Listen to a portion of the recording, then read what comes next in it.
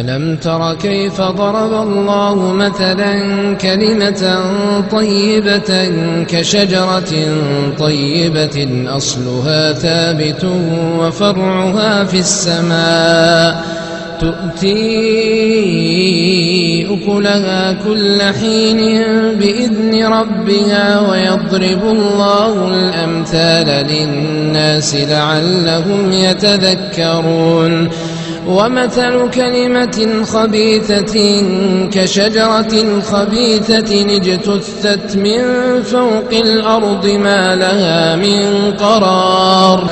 يثبت الله الذين آمنوا بالقول الثابت في الحياة الدنيا وفي الآخرة ويضل الله الظالمين ويفعل الله ما يشاء ألم تر إلى الذين بدلوا نعمة الله كفرا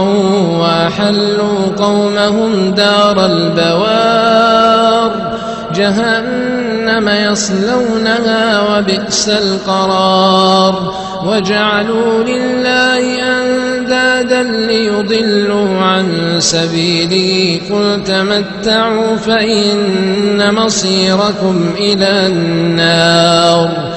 قل لعبادي الذين آمنوا يقيموا الصلاة وينفقوا مما رزقناهم سرا وعلانية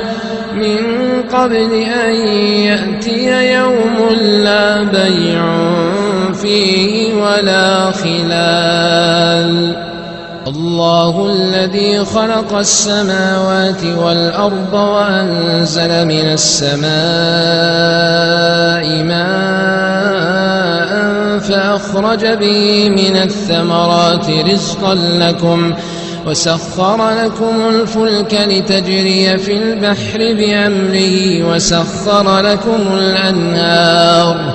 وسخر لكم الشمس والقمر دائبين وسخر لكم الليل والنهار وآتاكم من كل ما سألتموه وإن تعدوا نعمة الله لا تحصوها